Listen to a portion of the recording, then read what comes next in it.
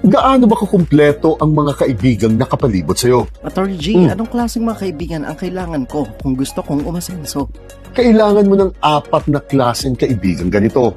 At ang una ay the mentors. Ito ang mga taong karaniwang mas matanda sa iyo at nakamit na nila ang klase ng buhay na pinapangarap mo. At ideally, mas maganda sana kung may mentor kayo sa bawat mahahalagang aspeto ng buhay ninyo. Halimbawa ako, hanggang ngayon, may mga mentors pa rin akong tinitingala at hinihingian ng payo. Lalo na pagdating sa pagpapamilya, sa pagnenegosyo, sa pagsosocial media, o kaya naman sa law, sa pag-aalaga ng katawan ko, sa aking pagiging Kristiyano, at pati nga sa pagmumotor ko. Pangalawa, the peers. Ito naman ang mga taong karaniwang kahenerasyon mo at kasabayan mo sa journey mo habang sabay-sabay kayong tinutupad ang mga kani-kanyang pangarap ninyo. Base kasi sa aking karanasan, napakalaki ng epekto ng klase ng pagkatao ng mga nakapalibot sa iyo.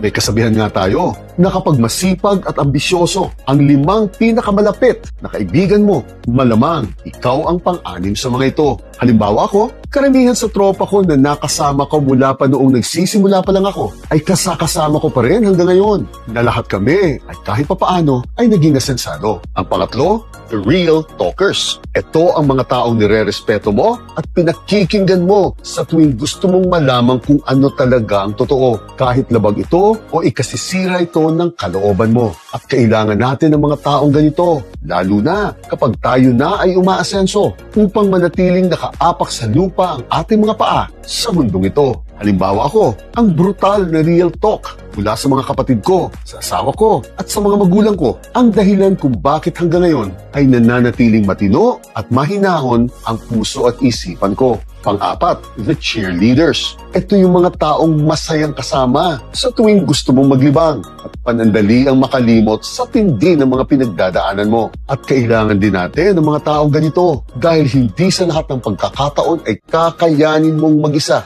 na harapin ang lahat ng problema bumabagkabag sa'yo. Kaya hindi masama kung paminsan-minsan ay maglilibang din tayo. Basta wag lang nating aabusuhin ng bagay na ito. Halimbawa ko, hindi ako nawawala ng mga kaibigan ganito dahil mas na-enjoy ko pa ang mga libangan ko. Lahat po tayo ay may ganitong papel sa isa't isa. Halimbawa, ngayon ako'y nagkakaedad na. Karaniwang mentor o real talker na lang ako ng iba. Kaya sana ay maging kumpletos rekados din ang pagkakaibigan ninyo. At sana ay maging epektibo rin kayo sa mga papel na ginagampanan ninyo para sa ibang tao.